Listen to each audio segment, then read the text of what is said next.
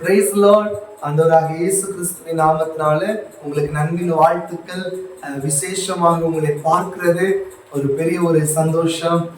இந்த ஆகஸ்ட் 8ஆம் தேதி 9, 10 ஆகிய தேதிகளில் விசேஷித்த ஒரு செய்தியாக இந்த நிகழ்ச்சியை கர்த்தர் ஆயத்தப்படுத்தியிருக்கிறாங்க.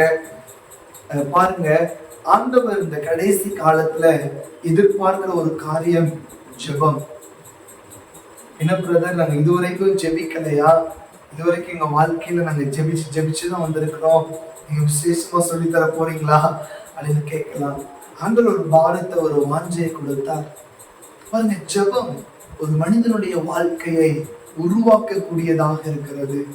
ஜெபம் ஒரு தேவ பிள்ளையுடைய வாழ்க்கையை கட்டக்கூடியதா இருக்கிறது.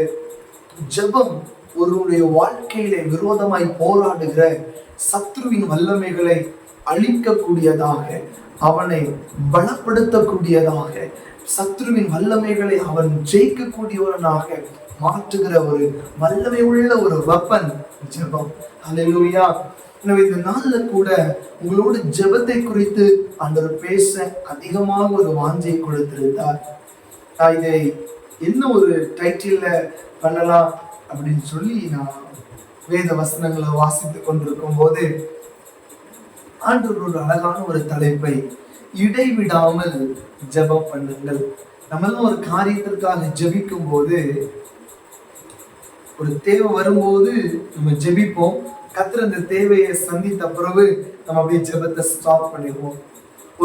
ஒரு எதிர்காலத்திற்காக, ஒரு பிரயாசத்திற்காக நம்ம ஒரு காரியத்தை தோன்றதுக்கு முன்னாடி நம்ம ப்ரேயர் பண்ணிட்டு ஸ்டார்ட் பண்ணுவோம் அப்படின்னு சொல்லி எல்லாரும் ப்ரேயர் பண்றது உண்டு. ஒரு கடை வச்சாலும் சரி, ஒரு எக்ஸாம் எழுத போனாலும் சரி, இல்லை ஒரு பிஸ்னஸ் பண்ண ஒரு தடவை வேலைக்கு போறவங்களா இருந்தாலும் சரி, ப்ரேயர் பண்ணிட்டு போனோம், ஜெபம் பண்ணிட்டு போனோம் அப்படின்னு நம்ம எல்லாருக்கும் கற்றுக் கொடுத்துருக்குறாங்க. நம்ம ப்ரேயர் பண்ணிட்டு போனா அது சக்சஸ்ஃபுல்லா இருக்கும். நம்ம ப்ரேயர் பண்ணிட்டு போனா நம்ம எக்ஸாம்ல ஜெயிச்சிடலாம், நம்ம வின் பண்ணிடலாம். நம்ம ப்ரேயர் பண்ணிட்டு போனா இந்த ஸ்போர்ட்ஸ்ல நம்ம வின் பண்ணிடலாம் அப்படின்னு நமக்கு எல்லாம் சொல்லி கொடுத்துருக்குறாங்க. ஆனா இந்த வசனத்துல, இந்த காரியத்துல ஆண்டவர் சொல்லுகிறார், நீங்க இடைவிடாமல் ஜெபம் பண்ணுங்க. The continuously prayer, இடைவிடாமல் ப்ரேயர் பண்ணுங்க. எப்படி பிரதர் ப்ரேயர் பண்ண முடியும் இடைவிடாம? ஆண்டவர் இந்த 1 தெசலோனிக்கர் 5ஆம் அதிகாரம் 17வது வசனத்துல தெசலோனிக்கர் உள்ள சபைக்கு பவுலும் சில்வானும் தீமோத்தேயும் எழுதுகிறாங்க. இந்த நிருபங்கள் எல்லாமே பவுலும் சில்வானும் தீமோத்தேயும் எழுதுகிறார்கள் தெசலோனிக்கர் உள்ள சபைக்கு. அப்படி எழுதும் போது அந்த 1 தெசலோனிக்கர் 5ஆம் அதிகாரத்துல நீங்க 1-2 வசனத்தை வாசிக்கும் போது கர்த்தருடைய நாளை குறித்து ஒரு எச்சரிப்பை நான் பார்க்க முடிகிறது.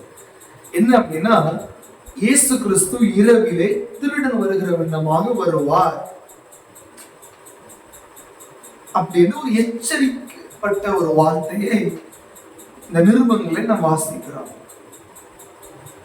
நாம் பார்த்து கொண்டிருக்கிற இந்த உலகத்துல ஆண்டவருடைய வருகைக்கு அடையாளமாக பல சம்பவங்கள் நடக்கிறத நம்மளால பார்க்க முடியுது. அப்படிதானே?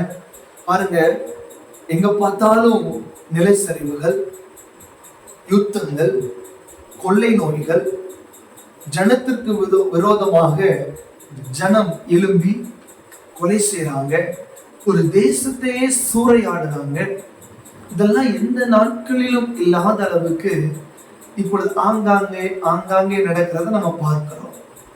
அப்போ இவைகள் எல்லாம் ஆண்டவருடைய வருகைக்கு ஒரு அடையாளம். நம்முடைய கர்த்தராகிய இயேசு கிறிஸ்துவின் வருகைக்கு ஒரு அடையாளமாக இருக்கிறது. அப்போ நம்ம இன்னும் ஆயத்தப்படுத்திக் கொள்ள, நம்ம இன்னும் பரிசுத்தப்படுத்திக் கொள்ள, நம்முடைய குடும்பத்தை, நம்முடைய எதிர்காலத்தை, பாருங்க, நம்முடைய தேவைகளையும் நம்முடைய காரியங்களையும் மட்டும் பார்க்காம தேசத்தினுடைய ரட்சிப்புக்காக, எழுப்புதலுக்காக பிரயாசப்பட்டு கொண்டு ஜெபித்து கொண்டிருக்கிற ஒரு சிலர் நிறைய பேர் இருக்கிறாங்க, லட்சக்கணக்கான பேர் இருக்கிறாங்க. அப்போ இந்த கடைசி நாட்கள்ல நமக்கு தேவைப்படுகிற ஒரு ஆயுதம் என்ன தெரியுமா? ஒரு வெப்பன் என்ன தெரியுமா? பிரேயர், ஜெபம். நமக்கு விரோதமாக யுத்தம் பண்ண நினைக்கிற, நமக்கு விரோதமா, நம்ம மாம்சத்துக்கு விரோதமா, நம்ம ஆவிக்கு விரோதமா, நமக்கு விரோதமாக எழும்புகிற சத்துருவின் வல்லமைகளை மேற்கொள்ளுகிற ஒரே ஒரு ஆயுதம் ஜெபம். அல்லேலூயா, ஆமென். அந்த ஜெபத்தினால பிசாசு நடுங்குவான். அந்த ஜெபம் பாருங்க, நம்ம வொர்ஷிப் டைம், நம்ம வொர்ஷிப் பண்றோம், நம்ம நல்லா பாடல் ஆராதனை கச்சேரி அப்படின்னா ஒரு கூட்டம் வந்துருவாங்க. அப்புறம் ஏதாவது ஒரு கேம்ஸ் வைக்கிறாங்க, ஏதாவது ஒரு காம்படிஷன் அப்படின்னா எல்லாரும் வந்துருவாங்க. ஆனா ஒரு ஜெபம் அப்படின்னா அதுல பாத்தீங்கன்னா கொஞ்சம் ஜனங்கள் தான் இருப்பாங்க. இப்போ சமீப காலமா பார்க்கும்போது எல்லாம் வயதானவர்கள் தான் இருக்கிறாங்க. வாலிபர்களுக்கு, சிறு பிள்ளைகளுக்கு அந்த ஜெபத்தினுடைய முக்கியத்துவம் தெரியல. அப்போ பிசாசு நம்முடைய வாழ்க்கையில எதுல கை வைப்பான் அப்படின்னா ஜெபம். நான் இன்னைக்கு ஒரு காலையில 5 மணிக்கு எழுப்பி நான் ஜெபிக்கணும் அப்படி நான் பிரயாசப்படும் போது நமக்கு ஒரு பலவீனத்தை, நமக்கு ஒரு சோர்வை கொண்டு வருகிறவன் நமக்கு பின்னால் இருக்கிற சத்துரு. அப்போஸ்தலன் பவுல் சொல்லுகிறார், நான் விரும்பினதை செய்ய நினைக்கிறேன், ஆனா விரும்பாததை நான் செய்து விடுகிறேன். நான் விரும்பினதை தான் செய்ய நினைக்கிறேன், ஆனா விரும்பினதை செய்யாமல் விரும்பாததையே நான் செய்கிறேன். ஹல்லேலூயா. நம்முடைய வாழ்க்கையில கூட ஆண்டவர் இன்னைக்கு ஒரு ஜெபத்தை குறித்து உங்களோடு பேச விரும்புகிறார். 1 பேதுரு 4ஆம் அதிகாரம் 7வது வசனத்தை நான் வாசிக்கும் போது, எல்லாவற்றுக்கும் முடிவு சமீபமாயிற்று, ஆகையால் தெளிந்த புத்தி உள்ளவர்களாய் இருந்து ஜெபம் பண்ணுகிறதற்கு ஜாக்கிரதை உள்ளவர்களாய் இருங்கள். பாருங்க, ஜெபம் பண்ணுவதற்கு ஜாக்கிரதை உள்ளவர்களாய் இருங்கள் என்று இதுல வேத வசனம் சொல்லுகிறது. நம்ம ஒரு இடத்துக்கு போகும்போது, ஒரு காரியத்தை நம்ம செய்யும் போது நம்ம கேர்ஃபுல்லா செய்யணும், இதெல்லாம் நம்ம ஆயத்தப்படுத்தணும் அப்படின்னு நம்ம ஒரு ஜாக்கிரதையா இருக்கிறது உண்டு. ஆனா ஆண்டவருடைய வசனம் சொல்லுகிறது, ஜெபம் பண்ணுவதற்கு ஜாக்கிரதையா இருங்கள். நீங்க ஒரு பிரேயர் பண்றதுக்கு ஜாக்கிரதையா இருங்கள். ஏன்? சத்துருவானவன் நம்மை ஜெபிக்க விடாதபடி நம்மை தடை பண்ணுவான். ஏன்னா அவருடைய வருகை சமீபமாயிற்று. ஆண்டவர் எப்பொழுதும் அவரோடு இசைந்திருக்கிற ஆத்துமாக்களை, எப்பொழுதும் அவரோடு உறவாடுகிற ஆத்துமாக்களை, எப்பொழுதும் அவரோடு அவரை நோக்கி, அவரை பார்த்து, அவருடைய சமூகத்துல போய் அவரோடு இசைந்திருக்கிற, அவரோடு இணைகிற ஆத்துமாக்களை ஆண்டவர் தேடுகிறார். எப்பொழுதும் அப்படின்னா, நான் ஸ்கூலுக்கு போறேன், நான் காலேஜ் படிக்கிறேன், நான் வேலை ஸ்தலங்கள்ல இருக்கிறேன், நான் எப்படி எப்பொழுதும் ஜெபம் பண்ண முடியும்? நமக்குள்ளே அவரால் அருளப்பட்டிருக்கிற பரிசுத்த ஆவியானவர் நம்ம ஆவியிலே ஜெபிக்க வைப்பார். அல்லேலூயா. நீங்க காலேஜ் தான் போவீங்க, ஸ்கூல்ல தான் போவீங்க, ஆனா உங்க உள்ளத்துல ஆண்டவரை நீங்க மகிமைப்படுத்தி கொண்டே இருப்பீங்க. ஆண்டவரே நல்லவர். லெசன் எடுத்துட்டு அந்த கவனிச்சுட்டே இருந்தாலும் பாருங்க, ஒரு பக்கம் உங்க உள்ளத்துல இயேசுவே உமக்கு ஸ்தோத்திரம் அப்படின்னு சொல்லி பிரைஸ் எழுதிக்கிட்டே இருக்கும். அந்த அனுபவத்துக்குள்ள இருக்கிறவங்களுக்கு நல்லா தெரியும். நீங்க டிராவல்ல போகும்போது நீங்க ஆண்டவரை துதித்து கொண்டே போவீங்க. ஹல்லேலூயா. ஏன்னா அவருடைய வருகை சமீபமாயிற்று என்று சத்துரு அறிந்ததுனாலதான் ஆண்டவர் நமக்கு கொடுத்திருக்கிற அந்த விலையேறப்பட்ட அந்த நேரங்களை, விலையேறப்பட்ட நேரத்தை அவன் வீணாக்குகிறான். முதலாவது சொல்லுகிறேன், ஜெபம் ஆண்டவரிடத்துல இருந்து பதிலை உங்களிடத்துல கொண்டு வரும். The prayer ஆண்டவரிடத்துல இருந்து உங்களுக்கு ஆன்சரை கொண்டு வரும், பதிலை கொண்டு வரும். ஆண்டவரிடத்திலிருந்து நம்ம ஜெபத்தின் மூலமாக பதிலை பெற்றுக்கொள்ள முடியும். பாருங்க, வெறுமனையா ஆண்டவரே என்னை ரட்சியும், என்னை ஆசீர்வதியும், எனக்கு நன்மை தாரும், என்னுடைய பிள்ளைகளை ஆசீர்வதி அப்படி கேட்பதல்ல ஜெபம். ஜெபம் என்பது ஆண்டவர் நான் எதை கேட்டுக்கொள்கிறேனோ அதை நான் பெற்றுக்கொள்வேன். ஏனென்றால் அவர் எனக்கு தருவதற்கான வல்லமை உள்ளவர். அவர் எனக்கு செய்வதற்கு அவரிடத்தில் அதிகாரம் இருக்கிறது, அவரிடத்திலே வல்லமை இருக்கிறது, அவரிடத்திலே அந்த அதிகாரம் இருக்கிறது என்று இருதயத்திலே விசுவாசித்து கூப்பிடுகிற ஜெபத்திற்கு ஒரு வல்லமை பதில் தருகிறவராக இருக்கிறார். ஃபர்ஸ்ட் உங்களுடைய ஜெபம் ஆண்டவரிடத்துல இந்த பதிலை கொண்டு வரும். நீங்க ரொம்ப நாள் பிரேயர் பண்ணிட்டீங்க, ஆனா இன்னும் பதில பார்க்கல, இன்னும் ஆண்டவரிடத்திலிருந்து அந்த நன்மையை, அந்த ஆசீர்வாதத்தை நான் பார்க்கல அப்படின்னு உங்க உள்ளத்துக்குள்ள ஒரு பாரம், ஒரு கவலை இருக்குதா? அப்படின்னு உங்க உள்ளத்திற்குள்ள ஒரு ஒரு கஷ்டம் இருக்குதா? ஆண்டவர் சொல்லுகிறா, உங்களுடைய ஜெபம் பதிலை தரும். ஆண்டவர் கூப்பிடுகிற காக்கை குஞ்சுகளுக்கும் அவர் பதிலளிக்கிறவராய், அவர் இரக்கமுள்ளவராய் இருக்கிறார் என்று நம்ம வேதத்துல வாசிக்கிறோம். கூப்பிடுகிற காக்கை குஞ்சுகள் இருக்குல்ல, அது தேவனை நோக்கி கூப்பிடுது அப்படின்னா காக்கை குஞ்சுகளுக்கு தெரியும், என் தேவன் என்னை படைத்திருக்கிறார், என்னை படைத்தவரிடத்திலிருந்து எனக்கு பட்சி வரும். ஆமென். என்னை படைத்தவரிடத்திலிருந்து எனக்கு ஆகாரம் வரும். இன்னைக்கு நம்ம அநேக நேரம் நம்ம ஆண்டவரிடத்துல பேசுகிறோம், ஆண்டவரிடத்துல சொல்லுகிறோம், பாரங்களை சொல்லுகிறோம், கஷ்டங்களை சொல்றோம். ஆண்டவரிடத்துல நம்ம எல்லாவற்றையும் நான் தெரிவிக்கிறேன் அப்படின்னு சொல்றீங்க இல்லையா? A to Z நான் ஆண்டவரிடத்துல எல்லாத்தையும் சொல்றேன். ஆனா என் வாழ்க்கையில விடுதலை இல்லை, என் வாழ்க்கையில நிம்மதி இல்லை, ஆசீர்வாதம் இல்லை.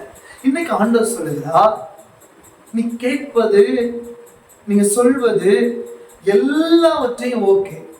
ஆனா யாக்கோபு 5ஆம் அதிகாரம் 13வது வசனத்தை வாசிக்கலாமா? அதுல உங்களில் ஒருவன் துன்பப்பட்டால் ஜெபம் பண்ண கடவன். பாருங்க, ஒருவன் மகிழ்ச்சியா இருந்தால் சங்கீதம் பாட கடவன். உங்களில் ஒருவன் வியாதிப்பட்டால் அவன் சபையின் மூப்பர்களை வரவழைப்பானாக, அவர்கள் கர்த்தருடைய நாமத்தினாலே அவனுக்கு எண்ணெய் பூசி அவனுக்காக ஜெபம் பண்ண கடவர்கள். அவர்கள் ஜெபம் பண்ண கடவர்கள். இப்போ ஒரு வியாதியா இருக்கிறான், ஒரு துன்பப்பட்டிருக்கிறான், ஒரு பலவீனத்துல இருக்கிறாங்க. பாருங்க, சபையில இருக்கிற மூப்பர்களை வரவழைத்து பிரேயர் பண்றாங்க, ஜெபம் பண்றாங்க. நல்லா கவனிங்க. இப்போ ஆண்டவர் சொல்லுகிறார், ஒரு வியாதியா இருக்கிறாங்க, பலவீனத்துல இருக்கிறாங்க, அவங்க சபையில் உள்ள மூப்பர்களை வரவழைத்து எண்ணெய் பூசி ஜெபம் பண்றாங்க, ஜெபம் பண்ண கடவுள்கள். அடுத்த வசனத்தை வாசிக்கும் போது, அப்பொழுது வெரி இம்பார்ட்டன்ட், அப்பொழுது விசுவாசம் உள்ள ஜெபம் பிணியாளியை ரட்சிக்கும்.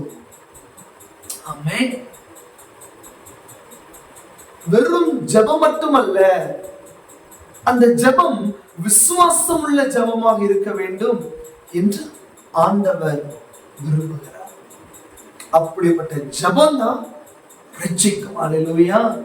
உங்க ஃபேமிலியில இருக்கிற உங்க பிள்ளைகளுக்காக, உங்க கணவருக்காக, மனைவிக்காக நீங்க பல நாள் ஜெபிக்கிறீங்க, அவங்க ஒரு ரட்சிப்படையணும், ஒரு ஆசீர்வாதம் அடையணும், அவங்க ஒரு நன்மை அடையணும்னு சொல்லி.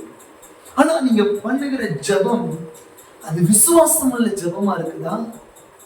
அந்த ஜெபத்துல ஆண்டவர் பதில் தருவார் என்று உங்க இருதயம் விசுவாசிக்குதா? உங்க இருதயத்துல இந்த விசுவாசம் இருக்குதா? தேவன் பார்ப்பார், உங்க இருதயத்தை பார்ப்பார். தாவீது சொல்லுகிற, என் இருதயத்துல அக்கிரம கொண்டிருந்தேன், ஆனால் ஆண்டவர் எனக்கு செவி கொடார். அவர் என்ன லிசன் பண்ண, அவர் என்ன பார்க்க மாட்டார்.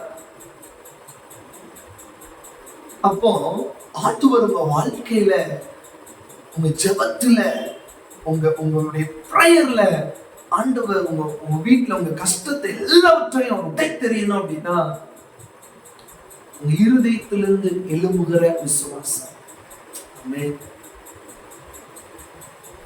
ஆண்டவர் சொல்லுகிறார், விசுவாசமானது நம்பப்படுகிறவர்களின் உறுதியும் காணப்படாதவைகளாகிய நிச்சயமா இருக்கிறது. அவைகள் நம்பப்படல, அவைகள் காணப்படல, ஆனா அவைகள் எனக்கு தருவார், ஆயத்தப்படுத்துவார் என்பதுதான் விசுவாசம். அல்லேலூயா. உங்க வாழ்க்கையில ஆண்டவர் ஆயத்தப்படுத்துவார், ஆண்டவர் வழிகளை செவைப்படுத்துவார். உங்களால விசுவாசிக்க முடியுதா? நான் ஒரு பிரதர்கிட்ட கேட்டேன், பிரதர் உங்க குடும்பம் பிரிந்து இருக்குது, ஆண்டவர் நாளைக்கே இப்போ பிரேயர்லயே ஆண்டவர் ஒரு பெரிய ஒரு டெலிவரன்ஸ் கொடுப்பாரு, அப்படிங்க விசுவாசிக்கிறீங்களா அப்படி கேட்கும் போது அவர் மாம்சத்துல உடனே பதில் சொல்லிட்டார். எப்படி பிரதர், அதெல்லாம் நடக்காது, ரொம்ப வருஷம் ஆயிருச்சு பிரிஞ்சு, நடக்காது. பாருங்க, அவிவிசுவாசம். ஆண்டவர் ஒரு வார்த்தையை கொடுக்கும் போது விசுவாசிக்கணும். அல்லேலூயா, விசுவாசிக்கணும். இயேசு என்ன கற்றுக் கொடுக்கிறார்? விசுவாசம் உள்ள ஜெபம் பிணியாளிகள் என்ன செய்யுமா? ரட்சிக்குமா. மத்திய எழுதின சுவிசேஷ புத்தகத்துல ஆண்டவர் அப்படிதான் எழுதியிருக்கிறார். நீங்க விசுவாசம் உள்ளவர்களாய். மத்திய 21:22 அதிகாரம், 21வது அதிகாரம் 22வது வசனம். மேலும் நீங்கள் விசுவாசம் உள்ளவர்களாய் ஜெபத்திலே எவைகளை கேட்பீர்களோ அவைகள் எல்லாம் பெற்றுக்கொள்வீர்கள். அல்லேலூயா. நீங்க விசுவாசம் உள்ளவர்களாய் ஜெபத்திலே எவைகள் எல்லாம், நீங்க என்னெல்லாம் கேட்டுக்கொள்ளுகிறீர்களோ அதெல்லாம் நீங்க பெற்றுக்கொள்வீர்கள் என்று ஆண்டவர் சொல்லுகிறார். நீ பெற்றுக்கொள்வாய். ஏன்னா நம்ம விசுவாசம் உள்ள ஜெபத்தை ஏறெடுத்திருக்கிறோம். நம்முடைய ஜெபம் விசுவாசம் உள்ள ஜெபமா இருக்க வேண்டும். இந்த யாக்கோபு 5ஆம் அதிகாரம் இந்த இதே வசனத்துல வாசிக்கும் போது பாருங்க, அப்பொழுது விசுவாசம் ஜெபம் பிணியாளியை ரட்சிக்கும், கர்த்தர் அவனை எழுப்புவார், அவன் பாவம் செய்தான் ஆனால் அது அவனுக்கு மன்னிக்கப்படும். ஆமென். முதலாவது ஆண்டவர் உங்க ஜெபத்திற்கு பதில் கொடுக்கிறவராயிருக்கிறார். நீங்க விசுவாசித்து ஜெபிக்கிற ஜெபத்திற்கு ஆண்டவர் பதில் கொடுக்கிறவராயிருக்கிறார். அப்ப உங்க ஜெபம் வீண் போகாது, அது உங்களை எழும்ப பண்ணும். ஆமென். அது உங்களை எழும்ப பண்ணும். உங்களை மடங்கடித்து, உங்களை மூழ்கடித்து, உங்களை ஒடுக்குகிற சத்ருவின் வல்லமைகள் இருந்து உங்களுக்கு ஜெயத்தை கொடுக்கும். உங்களை வெளியே கொண்டு வரும் ஜெபம். அமெரிக்க தேசத்துல ஒரு அருமையான ஒரு தாயார், வார் ரூம் என்கிற ஒரு மூவி, அவர்களை வைத்து ஒரு படத்தை எடுத்தாங்க, யுத்த அறை என்று. அவங்க வாழ்க்கையில நடக்கிற பல சம்பவங்களை, பாரங்களை, கஷ்டங்களை தன்னுடைய ஜெப அறையில வைத்து எழுதி ஒட்டி வைத்திருப்பார்களா. ஆண்டவரிடத்துல அப்படியே ஜெபிப்பாங்க, ஆண்டவரே என் வாழ்க்கையில ஒரு விடுதலை வேணும். போராடி ஜெபிப்பாங்க, போராடி. என்ன நடந்துச்சு தெரியுமா? அவங்களுடைய மகன், அவங்களுடைய மருமகன் தவறான வழியில போகும்போது அந்த மகன் ஓடி வந்து, அம்மா இப்படிப்பட்ட காரியங்கள் நடக்க சொல்லும் போது அந்த தாயார், நீ ஒரு அறையை தெரிந்து கொண்டு ஜெபிக்க ஆரம்பி என்று கற்றுக் கொடுத்தாங்க. இவர்களும் அந்த அறையிலே அந்த பிரேயர் பாயிண்ட் எழுதி வைத்து ஒட்டி ஜெபித்தார்கள். ஒரு சில நாள் தான் ஆண்டவர் திரும்பவும் அவருடைய குடும்பத்தை கட்டினார். அப்படியே அவங்க ஜெயித்தவர்கள், ஜெபித்து ஜெபித்து ஜெபித்து ஜெயித்தவர்கள். இன்றைக்கு நமக்கு ஒரு பாரம், கஷ்டம் அப்படின்னா மனிதர்களை தேடி ஓடுறோம் தானே. ஆண்டவர் சொல்லுகிறார், நீ ஜெபித்தா தடைகள் மாறும், நீ ஜெபித்தா காரியம் வாய்க்கும். ஏன்னா உன்னுடைய ஜெபத்திற்கு வல்லமை உள்ளது. இன்னைக்கு நான் சொல்லுகிற இந்த வார்த்தை கேட்டுக்கொண்டிருக்கிற அருமையான ஜனங்களே, உங்களுடைய ஜெபம், உங்களுடைய நாவில் இருந்து ஆண்டவரை நோக்கி விசுவாசித்து ஜெபிக்கிற ஒவ்வொரு ஜெபத்திற்கும் பதில் உண்டு, பதில் உண்டு. அல்லேலூயா, பதில் உண்டு. ஆண்டவர் உங்க ஜெபத்திற்கு பதிலை தருவார். இரண்டாவது, உங்க ஜெபம் மிகவும் வல்லமை உள்ளது. 5வது அதிகாரம் 16வது வசனத்துல வாசிக்கும் போது, நீதிமான் செய்யும் ஊக்கமான வேண்டுதல் மிகவும் பலனுள்ளதா இருக்கிறது என்று வேதம் சொல்லுகிறது. ரொம்ப ஸ்ட்ரென்த்தா இருக்கிற அது அது யார் செய்கிற ஜெபம்? நீதிமான். இது ரொம்ப முக்கியம். நம்ம துன்மார்க்கத்துல இருந்து, பாவத்துல இருந்துட்டு அசுத்தமான காரியங்களை நம்ம சிந்தித்து கொண்டு செய்து கொண்டிருக்கும் போது நம்முடைய ஜெபம் வீணாக போய்விடும். நம்முடைய ஜெபத்திற்கு பலனே இருக்காது. காரணம் என்ன அப்படின்னா, சிலருடைய நல்லா ஜெபிப்பாங்க, நல்லா ஆண்டவர்கிட்ட எல்லா காரியங்களையும் தெரியப்படுத்துவாங்க, அதிகாலையில இருந்து ஜெபிப்பாங்க, இரவுல ஜெபிப்பாங்க, மாலையில ஜெபிப்பாங்க, வார்த்தை கொண்டுதான் விசுவாசித்துதான் ஜெபிப்பாங்க.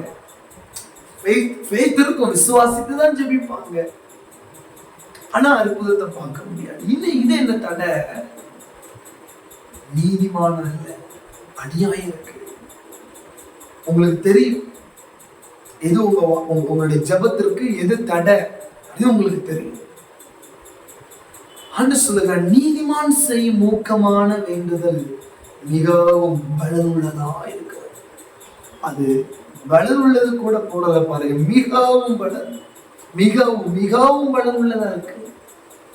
உங்க ஜெபம் பலனுள்ளதாய் மாறணும் அப்படின்னா, அருமையான கர்த்தருடைய பிள்ளைகள், நம்ம வாழ்க்கை பெர்ஃபெக்ட்டா நீதிமானா இருக்கணும். தானியேல் பாருங்க, தானியேல் 1ஆம் அதிகாரம் 2வது அதிகாரத்துல நீங்க வாசிக்கும் போது தானியேலுடைய வாழ்க்கையில ஒரு ஒரு நீதியான காரியம், ஒரு பெர்ஃபெக்ட்டான காரியம் இருந்தது. அதிக நேரம் டைம் ஆயிரும். அந்த தானியேல் ஒரு ஒரு ஒரு ஒரு அரண்மனையில ஒரு ராஜா கிட்ட நிற்கிறாரு. சொல்றாரு, அவருக்கு ஃபுட் கொண்டு வர சர்வன்ட் சொல்றாரு, இதெல்லாம் நீங்க இந்த திராட்சை ரசத்தெல்லாம் விளைக்கிறீங்க, இதெல்லாம் எனக்கு வேண்டாம், நான் என்னுடைய இருதயத்தை தீட்டுப்படுத்த விரும்பல அப்படி சொல்லி இருதயத்தில் ஒரு தீர்மானம் எடுக்கிறார் தானியேல்.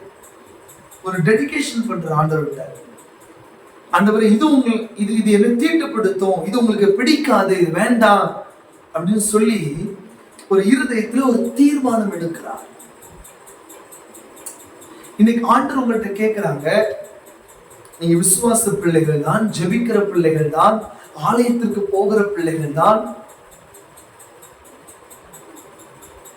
சில காரியங்களை நீங்க தீர்மானம் எடுத்திருக்கிறீங்களா?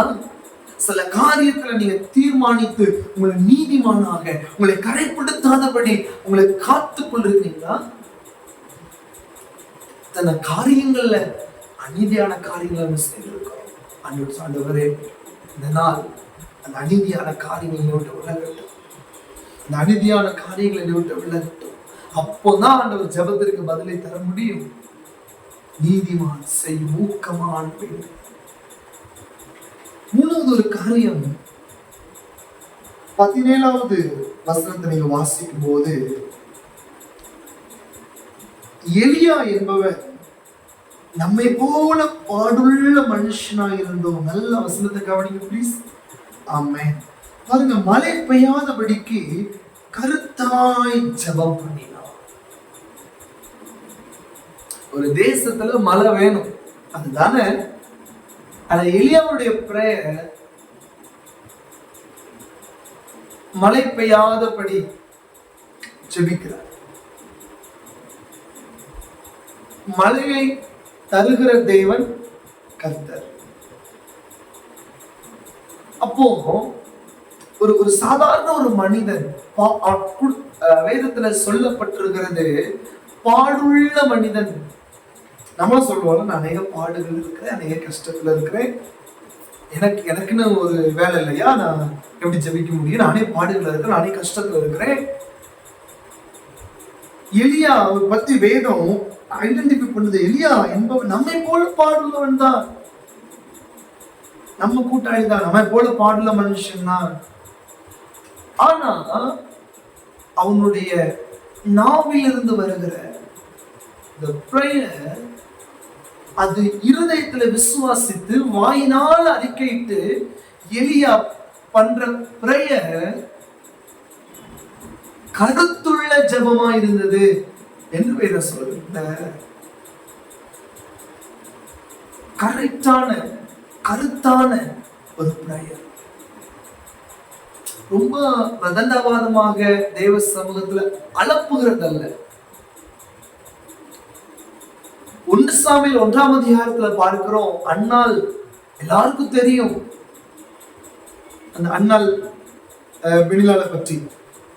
அப்ப அன்னாள் தேவாலயத்துல போய் அன்னாள் மன கசந்து ஜெபிக்கிறத அந்த ஆலயத்துல உள்ள ஆசாரியனாகி அந்த ஊழியக்காரனாகிய ஏலி அவர் என்ன செய்யறார்? அந்த ஊழியக்காரர் இவள் பிதற்றுகிறாள், இவள் மதுபானம் அறிந்திருக்கிறாள். பாருங்க, ஒரு ஊழியக்காரர் ஒரு நிதானிக்க தெரியும், அப்படிதானே? ஒரு அபிஷேகம் பண்ணப்பட்டவர் தான், அவர் நிதானிச்சிருக்கணும் இல்லையா? சரி, அப்போ அண்ணால பார்க்கும் போது அவர் சொல்ல பிதற்றுகிறார், அழுப்புகிறார் அப்படி சொல்லி மதுபானம் குடித்த மாதிரி குடிச்சிட்டு வந்து அவ தேவ சமூகத்துல பேசுகிறார். நீங்க பண்ற ஜெபம் மத்தவங்க பார்வையில அலப்புகிறதாக பிதற்றுகிறதாக இருக்கலாம். ஆனா உங்களுக்கு தெரியும், ஜெபிக்கிறத உங்களுக்கு பழகி வரணும். நான் எப்படி ஜெபிக்கிறேன் என்பதல்ல, என்னுடைய ஜெபத்திலே கருத்து இருக்கிறதா, நான் கருத்தாய் ஜெபிக்கிறேனா? ஆனா எப்படி ஜெபிச்சாங்க அண்ணா? தேவரே, அடியாளுக்கு ஒரு ஆண் பிள்ளை தருவீரானா? இந்த பொருத்தனை உள்ள ஒரு ஜெபமா இருந்தது. அது ஒரு கருத்துள்ள ஒரு ஜெபமாய், அதற்கு பொருத்தனை பண்ணிதான் ஜெபிக்கணும் அப்படி இல்லை. அந்த ஜெபத்தை பாருங்க, 1 சாமுவேல் எடுத்துக்கொள்ளாமோ, 1 சாமுவேல் 1ஆம் அதிகாரம்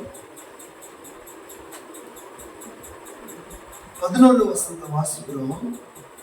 சேனையின் கர்த்தாவே, தேவரீர் உம்முடைய அடியாளின் சிறுமையை கண்ணோக்கி பார்த்து உம்முடைய அடியாளை மறவாமல் நினைத்தருளி உமது அடியாளுக்கு ஒரு ஆண் பிள்ளையை கொடுத்தால் அவன் உயிரோடு இருக்கும் சகல நாளும் நான் அவனை கர்த்தருக்கு ஒப்பு கொடுப்பேன்.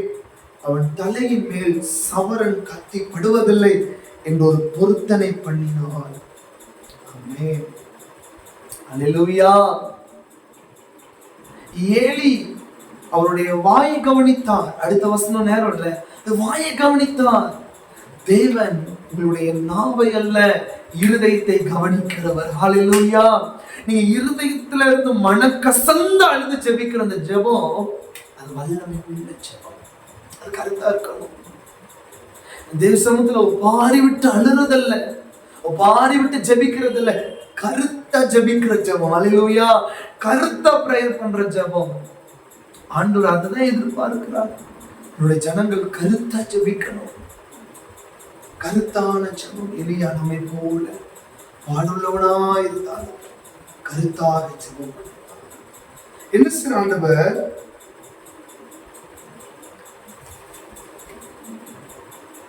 அப்பொழுது 3 வருஷமும் 6 மாதம் பூமி மழை பெய்யவில்லை. மறுபடியும் ஜெபம் பண்ணினான். அப்பொழுது வானம் மழையை பொழிந்து பூமி தன் பலனை தந்தது. அப்போ ஜெபம் பதில் தரக்கூடியது. அல்லேலூயா. பலன் தரக்கூடியது. உங்களால ஜெபிச்சு நிறுத்தவும் முடியும், உங்களால ஜெபிச்சு மலையை கொண்டு வரவும் முடியும். இவையெல்லாம் உங்க ஜெபத்துல இருக்கு, உங்க பிரேயர்ல இருக்கு. அசைக்க முடியாதது கூட உங்க ஜெபத்தினால அசைக்க முடியும். அல்லேலூயா. சில காரியம் அந்த வேற விடுங்க முடியாம சில கஷ்டப்பட்டுட்டு இருப்பாங்க பாருங்க. அப்போ அதை பிடுங்கக்கூடிய அந்த வெப்பனை கையில் எடுக்கும்போது ஈஸியா அது வெளியே வந்துடும். சில மரத்தெல்லாம் பார்க்கும்போது அதோடைய வேர் பயங்கர ஆழத்துல இருக்கும். அப்போ அதை வெட்டி எடுத்து வேற தூக்குறது ரொம்ப கஷ்டமா இருக்கும். அதை கேட்ட அந்த வாகனத்தை கொண்டு வந்து அதை நம்ம துளையிட்டு அதை பிடுங்கும் போது ஈஸியா வந்துடும். ஒரு வாழ்க்கையில சில காரியம் பிடுங்க முடியாது, சில காரியம் இடிக்கவே முடியாது அப்படின்னு சொல்லுகிற ஒரு சில காரியங்களை ஆண்டவர் இந்த மாதத்துல, இந்த ஆகஸ்ட் மாதத்துல ஆண்டவர் அதை மேற்கொள்ள வைக்க போகிறார். அதை பிடுங்க போகிறார். ஒரு ஜெயத்தை கொடுக்க போகிறார். அல்லேலூயா. நீங்க இடைவிடாமல் ஜெபிக்க போறீங்க. நீங்க ஜெபத்துல ஜாக்கிரதை உள்ளவர்களா இருக்க போறீங்க. எப்பொழுதும் ஜெபம் பண்ணி விழித்துக் கொண்டிருங்கள் என்று வேத வசனத்தில் ஆண்டவர் சொல்லி இருக்கிறது போல உங்க ஜெபத்தினால உங்க குடும்பம் ரட்சிக்கப்பட போகிறது. உங்க ஜெபத்தினால உங்க இன்னும் பலன் ஆண்டவர் தர போகிறார். இன்னும் நீங்க ஓட போறீங்க. இன்னும் ஆண்டவருக்காக பெரிய காரியங்களை செய்ய போறீங்க. சில மனிதர்கள் உங்களோட வார்த்தையினால உங்க ஆத்துமா துக்கப்பட்டு காயப்பட்டிருக்கலாம். ஆனா நீங்க ஜெபிக்கும் போது உங்களுக்கு ஒரு பெரிய ஒரு பலனை பரிசுத்த ஆவியானவர் தருவார். அல்லேலூயா. நம்ம ஜெபிக்கலாம். ஆண்டவரே, இந்த முதலாவது நாள்ல அந்த ஜெபத்தை குறித்து நீங்க அழகா கற்றுக் கொடுத்தீங்க. ஜெபம் பதில் தரக்கூடியது. ஜெபம் அப்படியே கண்களை மூடி ஜெபிக்கலாம். ஆண்டவரே, உங்களுடைய சமூகத்துல ஒப்பு கொடுக்கிறோம். ஜெபம் பலன் தரக்கூடியது. ஆண்டவரே, நான் நீதிமானா இருக்கணும். நான் விசுவாசித்து ஜெபிக்கணும். நான் கருத்தாய் ஜெபிக்கணும். நான் ஜெபத்துல எவைகளெல்லாம் கேட்டுக்கொள்கிறேனோ அவைகளெல்லாம் நீங்க செய்யக்கூடிய வல்லமை உள்ளவர் ஆண்டவரே. உங்களுடைய கரத்துல நான் ஒப்பு கொடுக்கிறேன்.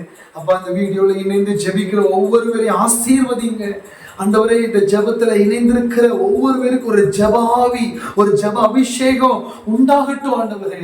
உங்களுடைய கரத்துல 100க்கு 100 ஒப்பு கொடுக்கிறோம்.